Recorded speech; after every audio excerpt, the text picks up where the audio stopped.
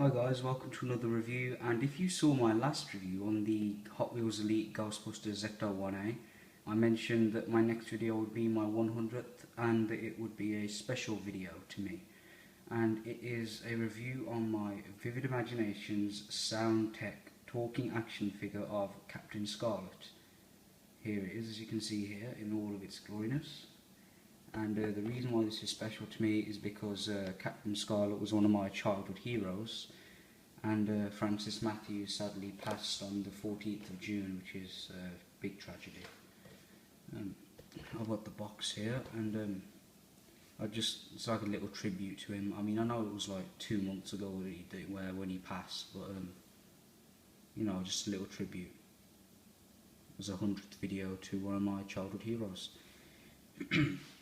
Anyway, here we have the package, as you can see here. Captain Scarlet, with a nice picture of him, and it says Captain Scarlet talking action figure. Carlton, which I think was the company that did the DVDs and stuff like that at the time. Here we have the Mysterons, well, one Mysteron.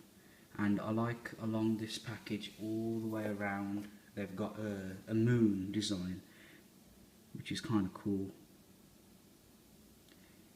They did have...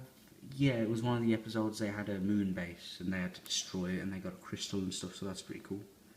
Here we have Captain Scarlet wearing what he would wear if he would be flying a plane, which is pretty cool. Same basic design going along here. Same stuff on this side. Here we got Captain Scarlet with a website, which I haven't tried actually. I might give it a go. Here we have got a bit of warnings and what have you, which I love. I love it when companies actually go to the trouble of putting this, how to look after it, what to do with the batteries and all that. I always love it when they do that, because it puts like effort into it, I think. And this was made in 2001, you can see there. It's a bit dusty as well. And I paid £20 from it, from one of my local collectible shops. Here we have the back of the package, and they're just advertising things. And here we've got written, there's a little bio there. That's essentially what Captain Blue would say in the opening sequence. There we have another Captain Scarlet. What vehicle he's driving there, I don't think that's an SPV. It might be, I can't remember, to be honest. Here we have a little description of him. Here we have Mr. Raum Gun, which is another accessory he comes with a little bio on that. Captain Black action figure here with what he can say. SPV, which I actually have. Cloud Base, the helicopter, the angels, which I had back in the day. I think I got it for my 6th birthday. If only I still had it. Moving on. The figure itself isn't the original one I had. I did pick this up about 3 years ago for £20, and to be honest, I would have paid £200 for it. I just love the figure. But before I show you the figure, I'll show you the accessories he comes with. One of them being his Mr. Raum Gun, which is actually inaccurate, as these handles, they shouldn't come all the way out here and then come down. They should actually come down about there-ish. So the handles would essentially be there where my fingers are. So you'd actually be holding it towards your chest like, but due to the articulation they couldn't actually get it to be like that. There should also be like a targeting sensor here, I think it was yellow actually, but there isn't one. And as far as this goes, this is pretty much accurate, except in the show it never had this thing here. So essentially it'd be like that, without that thing there. But I don't mind, they've got that there, it's a bit of extra support I suppose. And he has his trademark Spectrum gun, which they all had. Captain Blue's was blue, obviously. It's very accurate as well, with the nice white, silver, and the barrel is nice as well. It's accurate, and it's very cool. But moving on to the actual figure.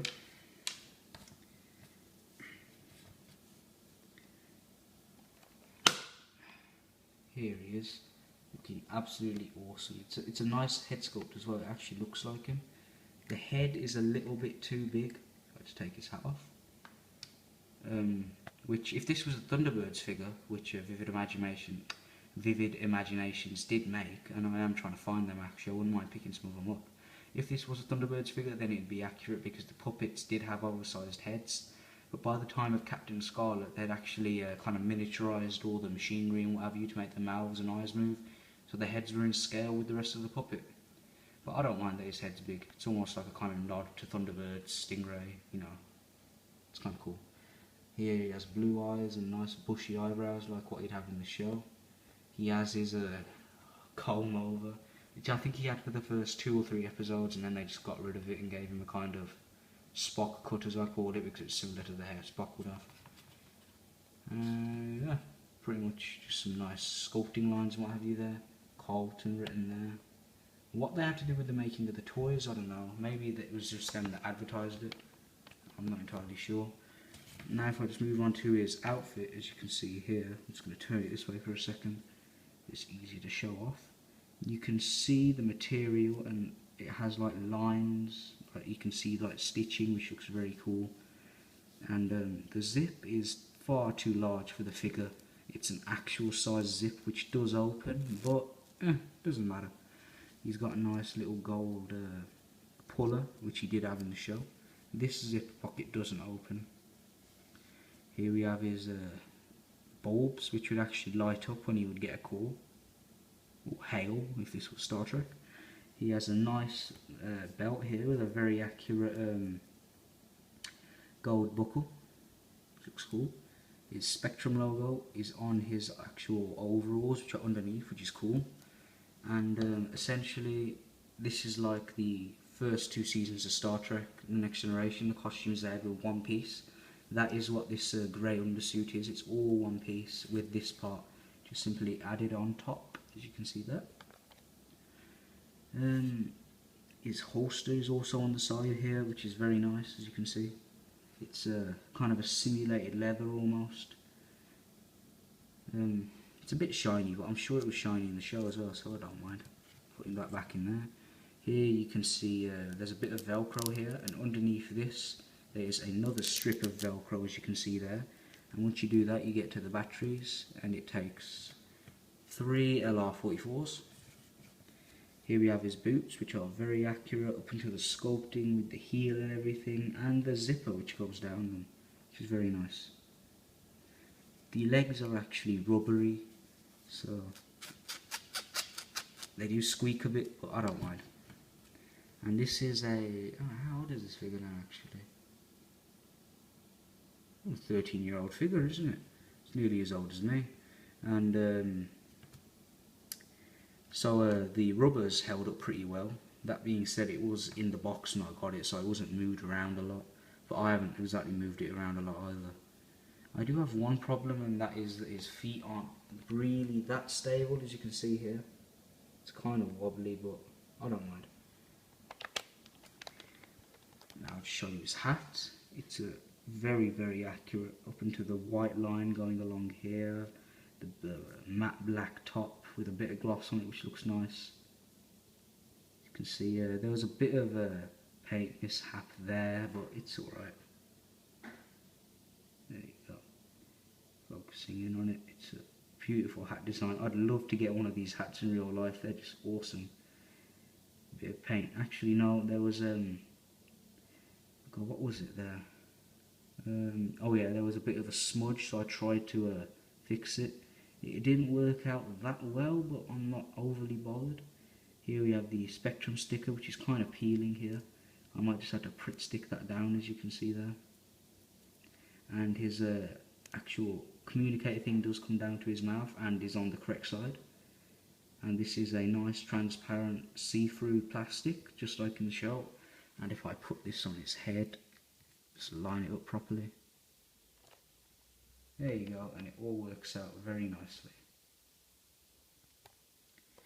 If I just show you his articulation, there isn't a lot there in mind. His head can turn. Oh God, his hat's come off. His head can turn, as you can see. His arms can go up to about that high, but they can go all the way back to there. No elbow joints, and they're in this perfect, permanently posed kind of position like that, which I presume is just so he can use the accessories. He's got leg movement. They can go that far out. Well, essentially that's the range of movement you get.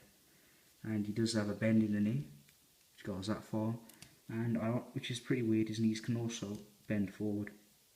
Kind of odd, but yeah. He's the indestructible man. He can bend however he wants, I suppose. And his accessories, I can just quickly show you what they're like in his hands. Sorry that you're not getting a view of most of the figure in this, but it is a big figure. I'm not really used to reviewing 12-inch figures. As you can see there, he holds it very well. Because in the show, they didn't exactly put it up, aim it exactly, because they couldn't make the puppets look like that, so they just essentially held it that high and shot, which is pretty accurate, so I kind of like that. And the Raum Gun, to put that on, it's very simple. You just have to take off his hat, and then you take the Raum Gun, and oh, by the way, this also separates into two pieces from here, and that's how it's stored in the package. But yeah, so if I just connect that, you just simply slide it over the top of him,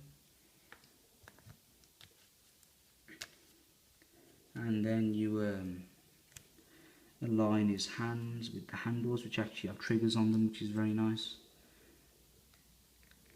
And then there's that. He looks very nice indeed. One accessory I wish they did include with him, that's Mr. On camera thing. They'd take a picture of them, and I think, what was it? I think if they didn't have a skeleton visible or something like that, they'd know they were a Mistron, and that's how they would check, and they'd print out a little picture to show them. Yeah, it'd been cool if he came with that, but oh well. And now his sound effects, which I can quickly show you. They are actually, there's a button just behind here. It's a big square underneath his costume. When you press that, his bulbs also light up, and he says 3 sound effects. So I'm just going to have to hold it like this with my hand behind him, so I block out the lights. And here, this is what he says. This is Captain Scarlet. Evacuate the area. SIG, I'm all right. My wounds have healed. It's a trap. He's a Mr. Ron replacement. So they are his sound effects, and ironically enough, they're the exact same LR44s as when I opened the figure, which is nice, I suppose. I haven't had to change them. They're still going strong. I did change them at one point just to see if the speaker would be a bit louder with new batteries, but no, exactly the same. And I just love this figure. You know, Captain Scarlet was by far one of my childhood inspirations. There's like, you know, just action heroes and what have you. He's got something there. And yeah, I absolutely love this figure. It's up until the point where I'm not going to rate it. I'm just going to love it, and it will always have a space on my shelf no matter what. It is a beautiful, beautiful figure. I'd highly recommend you pick him up, although finding him locally, I doubt you'd be able to. Just have a quick search on eBay. It'd be pretty easy to find, I suppose. And yeah, I just love this figure to pieces, and I hope you enjoyed my review, guys. There's also a little tribute to Francis Matthews, who played Captain Scarlet, aka Paul Metcalf. I'm pretty sure that was his name. Anyway, I hope you enjoyed my review, guys. Take care.